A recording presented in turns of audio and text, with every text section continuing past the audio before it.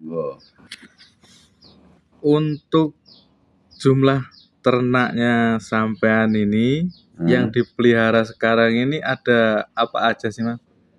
Ya saiki sekarang ini ada kambing ada, sapi ada. Jumlahnya kambing dan sapi itu berapa untuk masing-masing? Kalau kambing sekarang ada 30-an ekor. Mm-mm. Kalau sapi tergantung, tapi ada yang keluar masuk. Untuk sekarang 8 ekor yang ada. Biasanya ya nyampe 14, 15, kadang ya tinggal 5. Untuk sekarang ada 8. Rata-rata 10 ekor lah. Karena kita ya sambil jual beli juga. Dalam pemberian pakan itu membuat sendiri atau bagaimana? Ya, pakan ya kita semi manual ya. Jadi kadang yang ngarit, kadang ya kita manfaatkan fermentasi. Fermentasi ada yang terbuka, ada yang tertutup. Kadang kita bikin silase. Tergantung kondisi pakan atau ketersediaan yang ada di lingkungan. Jadi kebanyakan kita memanfaatkan limbah pertanian. Terus ada beberapa yang kita beli tapi juga menyesuaikan yang kira-kira ketemu apa yang kita pakai. Untuk pakan itu ketemu harganya murah, terus lebih ekonomis lah untuk kita gunakan untuk apa. Dan barangnya yang jelas gampang untuk didapat apa gitu. Kalau yang pasti ya ngarit itu manual dari pakan tanaman sendiri ya. Kalau ngarit di alam sekarang nggak ada. Di alam itu udah rebutan sama petani lainnya, itu kita nggak bisa. Andalin tanaman sendiri sama ya beli dari limbah pertanian itu, atau kalau ada musim panen ya ada jerami, ada dari daun singkong, daun jagung, itu yang kita manfaatkan. Berarti untuk penyimpanan untuk jangka panjang dibuat fermentasi, sedangkan silase. Sedangkan hijauannya tetap diberi. Segar. Tergantung juga kalau misalnya hujan atau kita repot nggak bisa ngarit, itu ya kita bongkar fermentasinya, nggak perlu ngarit. Kalau waktunya longgar, terus hijauannya berlimpah, itu ya iseng-iseng sambil olahraga yang ngarit gitu. Tergantung kita menyesuaikan ya agar kita juga nggak repot. Jadi ternak itu kalau kita sikapi dengan baik ya nggak harus kita itu selalu repot, harus disuruh sama ternak tiap hari ngarit, itu kan enggak. Kita di situ itu ya arahannya. Jadi gimana caranya ternak itu tetap nyaman. Dalam beternak itu kita tetap nyaman, nggak terbebani, itu maksudnya. Terus kalau misalnya kasus ternak sakit gara-gara pakan, itu pernah ada nggak sih, Mas? Iya, insya Allah nggak ada. Nggak ada. Yang jelas untuk pakan kan kita sikapi.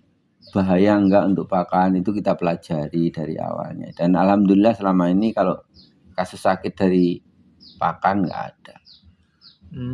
Kalau tantangan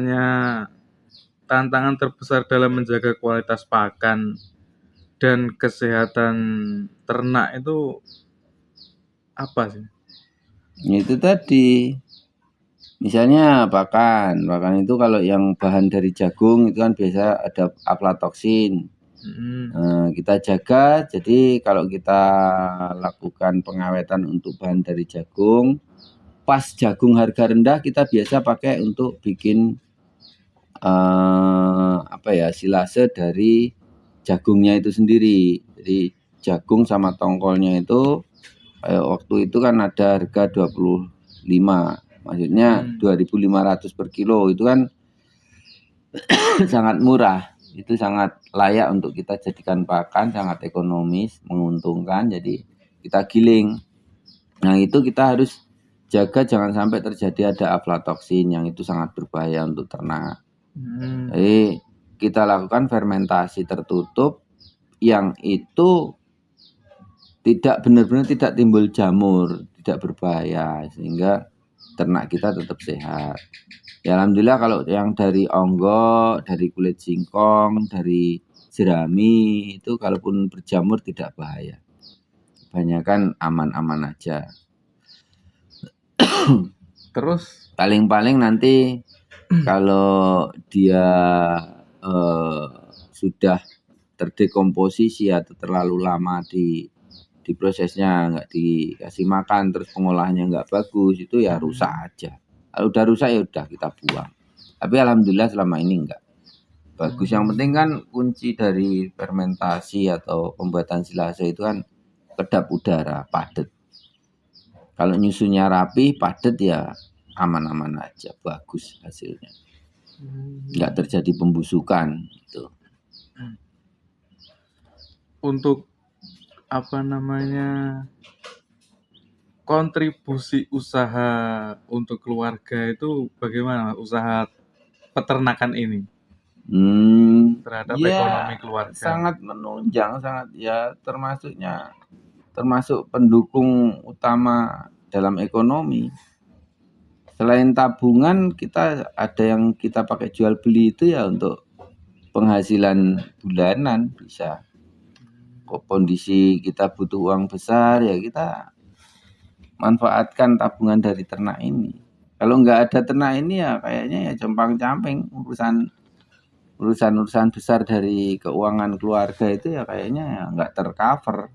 Alhamdulillah dengan adanya ternak ini untuk anak sekolah, untuk kebutuhan-kebutuhan yang agak besar, misalnya pingin kendaraan, pingin untuk perbaikan rumah itu ya agak terbantu banget. Kalau nggak punya ternak ya penghasilan harian kita kayaknya ya cukup untuk kehidupan aja, jadi untuk keseharian aja. Jadi untuk kebutuhan besar ya tetap ngandalin dari ternak itu. Sangat membantu lah intinya ya, pokok termasuk jadi pokok, penghasilan pokok. Walaupun hasilnya nggak tiap hari kita bisa dapat. Jangka panjang lah intinya, penghasilan jangka panjang. Apalagi saat ini harga ternak yang terutama ternak sapi yang cukup bagus. Kalau kambing ya untuk sementara ini kurang harganya, makanya kambing kalau harga lagi kayak gini ya kita pertahankan untuk kita pelihara terus, kita kembangkan, ya suatu saat harga bagus baru kita bongkar. Gitu. Terus berapa lah? Dari kapan sih mulai usaha peternakan ini?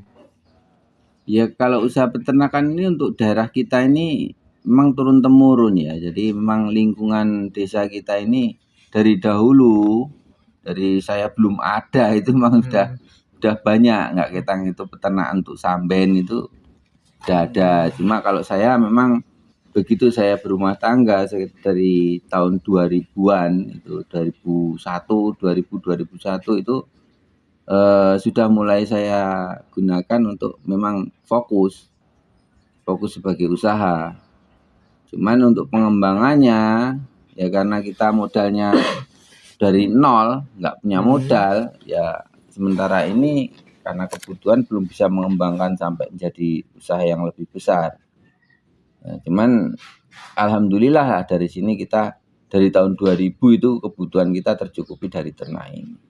Dari tahun 2000-an, 2001 lah. Jadi mungkin kalau nanti ada kesempatan ya kita bisa kembangkan untuk menjadi lebih besar lagi. Cuma untuk saat ini bisa bertahan dengan seperti ini dan dengan jumlah yang nambah segitu aja kita sudah bersyukur. Sudah lama, sudah dari tahun 2000-an. Baik. Terima kasih Mas atas wawancara. Terima kasih Mas atas penjelasannya dan wawasannya. Itu bisa memotivasi saya untuk kedepannya harus bagaimana. Dan mungkin tantangannya ya di pengalamannya itu belum punya sih. Juga modal awal itu yang mungkin lumayan. Ya, baik. Ya itu saya seperti yang saya katakan tadi, saya dulu pertama memulainya juga bukan dari ternak sendiri, dari gaduh, bahkan dari bagi hasil dengan punya orang. Kita punya awalnya dari kambing, ya namanya juga orang baru berumah tangga, dan nggak dimodalin dari orang tua memang, dan dimodalinya dari sekolah ya cuma sekolahin, dan itu berupaya untuk gimana caranya punya. Dan kebetulan kalau untuk usaha ternak ini kita tidak harus memulainya dari punya modal besar. Dari bagi hasil pun udah bisa kita mulai. Bahkan dari yang nol usaha pun masih bisa. Dengan itu tadi sebagai usaha sampingan dengan sistem bagi hasil. Yang penting sistem bagi hasilnya itu kita buat yang tidak merugikan salah satu pihak. Dulu saya bagi 3 kalau bagi hasil awalnya. Jadi yang memelihara itu 2 berbagian, 2/3 bagian. Yang punya modal itu 1/3 bagian. Karena gimana pun dalam pemeliharaan ternak itu membutuhkan modal operasional. Itu yang harus kita sisihkan 1/3-nya. Awalnya dari dulu saya kalau bagi hasil seperti itu. Sampai sekarang bahkan saya kalau ada kelebihan ternak yang bisa kita kita bantu untuk orang lain punya ternak, ya kita bagi hasilnya seperti itu. Jadi biar tetap jalan. Gitu. Jadi nggak harus dari punya modal. Kita mudah-mudahan bisa berbagi dengan cara itu. Iya, baik Mas. Terima kasih banyak sebelumnya. Sama-sama.